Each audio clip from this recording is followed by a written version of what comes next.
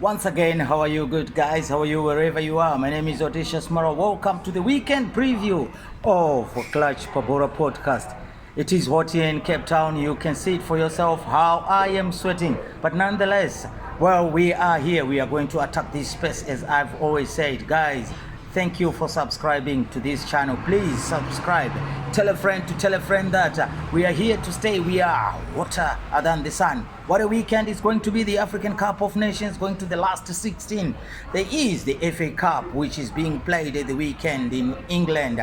But we are talking about the African Cup of Nations. What a surprise to see former giants of African football, that is the likes of Algeria, who are going home, the likes of Tunisia, the likes of Ghana, the Black Stars, who have sacked their manager. But also you see Nigeria, they have qualified to the last 16 but not playing to their full potential. Gone are the days of the great Nwankwo Kanu, JJ Okocha, Daniel Amokachi, Rashidi Yekini, Sunday Olise. Yes, they have gone through, but they're really struggling. You look at the host, Ivory Coast, Cote d'Ivoire. Can you say that it is the same team as the likes of Bonaventure Kalou, Didier Drogba, the Toure brothers, Yaya and Kolo? But you see, football is changing. We have seen the likes of Mali doing quite so well. So there is Mauritania, Cape Verde, and our Southern African guys, that is Namibia, South Africa, Angola. But Zambia have been doing quite so well. So let us see what has happened. The last 16 of the African Cup of Nations, the draw is already there. Angola are playing against Namibia, so one side from the COSAFA region will remain there. But kudos to Namibia. If you remember that in about 5 years time they didn't even have a professional league, but there they are, Peter Shalulile leading the line. They are playing against Angola. Nigeria, the Eagles of Nigeria, they will be playing against Cameroon, who also have been having their problems with Andre Onana, with his feud with Samuel Eto'o and the coach Rigobert Bahanang Song being splashed in the media circles. Then there is Equatorial Guinea playing against Guinea. Egypt playing against DR Congo. We know that Egypt will be without their talisman, that is Mohamed Salah. And there's been stories which have been happening, which have been circulating today in our social circles. Jurgen Klopp is saying if Mohamed Salah stays in Africa and they can't do proper treatment, it will be just delaying everything. Jurgen Klopp, you think that in Africa we don't have doctors? Shut up, man. Please shut up. We've got good doctors here in Africa. And he went on to say that we bring him here not to take him away from Egypt, but to just offer best medical treatment. We've got competent doctors in Africa, Mr. Jurgen Klopp. If you don't like the African Nations Cup, please don't respect us that way. So yeah, Egypt will be playing against DR Congo. Then we have Cape Verde, the surprise package, together with Mauritania. They will be squaring it out. Two very good teams who have been playing very well. It is a pity one of them will go home. Then there is Senegal, the Lions of Teranga, who are the holding champions. They will be playing against Ivory Coast, the host. Ivory Coast just survived, and will they go through? I don't think so, but football is a funny game. You never know until the fat lady sings. Then there is Mali versus Burkina Faso, two very good West African countries. Then the match which people have been talking about since the draw came out, it is Morocco, the semi-finalists of the World Cup, playing Bafana. We saw yesterday playing Bafana played against Tunisia. It finished 0-0. What a match it was, a tactical match. South Africa didn't play their usual game. I mean, it is a knockout, and at times you've got to have that resolve in you. And we have seen over the years that when you want to go on into the tournament, you've got to pace yourself, but at the same time play very well. And South Africa did just that. Such performances remind me of the likes of Italy in the 2006 World Cup, whereby they just scored one goal up until the knockout stages, and they eventually won it. They never scored more than 2 goals anyway. So yeah, last 16 is set and done, and the results of the midweek, starting from Thursday, I think, of the African Cup of Nations, Mauritania beating Algeria, sending them home. And there's been this goalkeeper who has been making waves in African football, the tallest goalkeeper we have ever seen. What a keeper he is, and he has been such an inspiration now. And I think that with the way he is playing, he will attract some very good good clubs in Europe. Then we've got Gambia. They played against Cameroon 3-2. What a ding-dong match it was. At one time we thought, my goodness, and Cameroon were going to go home. But Saint Fate's team lost by 3-2, and Saint Fate had to resign. Senegal played against Guinea in a match which was made by some fighting. Their rivals, they went on to halftime. They were pushing each other, but quality prevailed as the Lions of Teranga with a 100% record going into the last 16, winning by 2-0. Angola played against Burkina Faso. Burkina Faso being led by the wonder kid of the Burkinabe, that is Bertrand Traore. They won by 2-0. And yesterday's matches, Namibia really did quite well, holding Mali to a 0-0 draw, and South Africa drawing, yes, to Tunisia. So there have been casualties in this African Cup of Nations. Yes, casualties because Chris Hughton of Ghana has resigned. So he has been sacked anyway. Then Saint Fate also has been sacked. The Ivory Coast manager has resigned, and he resigned before he was sacked. So there are so many coaches who are facing the barrel, the disappointment of not qualifying for the next round. What can we attribute to? Please put on the comment section. What can we attribute this to? Are the teams improving on the downside of the African football? We see the usual suspects who have been doing quite so well in Africa, the big nations. What is the reason these big nations are not playing very well? Some might say that football is changing, but people have got different opinions, and it doesn't mean that my opinion carries the day. It's just an opinion. They always say that in football, no one is right, no one is wrong. We all have got different opinions. Look, I don't think the big clubs have really gone down. I don't think so. But it's all about organization. They've got good players. I mean, you look at the likes of Ghana. Probably all their players are playing in Europe. You look at the likes of Ivory Coast. You look at the likes of Algeria. You look at the likes of Tunisia.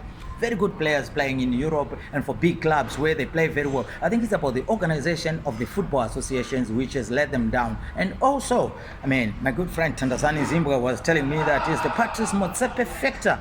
Why? I mean, no offense about the referees. I mean, they are doing quite a very good job. But I like to believe that since Patrice Motsepe has come in, he has emphasized on the officiating of the game in Africa, be it the Champions League or be it in the African Nations Cup qualifiers, World Cup qualifiers in Africa. The referees have gone on to some training refresher courses. We don't see those dubious type of refereeing which we have watched. And also you look at VAR. I mean, 6, 7, 10 years ago we didn't have even VAR at the African Cup of Nations, and there's been much scrutiny on the referee. So we must say hands off, heads up to you, Mr. Patrice Motsepe and your executive at CAF. But also you can't dismiss the fact that football is changing. Some associations are really improving their countries. You look at Mauritania, how they've improved their countries in terms of football, the development. But others, Zimbabwe, I don't think we are improving. We're actually going down. Up to now, we don't even have a stadium which we call ours. 2024, you don't have a stadium. The main stadium which you have in Harare, the National Sports Stadium, doesn't even have facilities for players to bathe. What a shambles. It just goes to show you that if you don't have the will and the passion of the game, that's where you find yourself. But yeah, Zimbabwe are back into the fold where they are playing the World Cup qualifiers. We saw them playing against Rwanda and Nigeria. Against Nigeria, they played home away from home. So it remains to be seen that if Zimbabwe is going to fix their problems, because the National Working Committee, Normalization Committee is normalizing the game, and there will be elections in April, June. I don't know if they would have facilitated for the smooth entry of the new ZIFA executive. Enough of the African Cup of Nations, waiting for the last 16. Well, as I said on top of this program, I say that the FA Cup, the 4th round, is going to be played this coming week. The oldest cup competition in the English Premier Soccer League. Bournemouth. I want to touch on some few matches which are being played here. Some exciting ones, some banana skin ones. Bournemouth really doing quite so well, but they lost in their last match against Liverpool 4-0 at home in the Vitality Stadium. They're back at their stadium where they are playing against Swansea, and hopefully they would like to qualify for the 5th round. Then it will be the quarterfinals. Who knows, they can have a run, win the FA Cup. It will be the biggest achievement for Bournemouth to date in a long time. Then tomorrow, Friday, we'll see an English Premier Soccer League match between Chelsea and Aston Villa. Yeah, and Chelsea, they are through to the finals of the Carabao Cup, beating Middlesbrough on 2 legs by 6 goals to 2, is it? I think so, 6 goals to 2. And it's good for Mauricio Pochettino in his first season. He's in the final. So, yeah, it's true that this year we'll have a new champion in the Carabao Cup. Manchester United can't defend it because they were knocked out of the Carabao Cup. So it will be Chelsea versus Liverpool. Yes, Jurgen Klopp doing quite so well. He's in line to win a treble, that is the league, the FA Cup and the Carabao Cup. And also the quadruple, he can win the Europa Champions League Cup. Spurs are playing against Manchester City. Shit. Yeah, that is Mr. Postecoglou.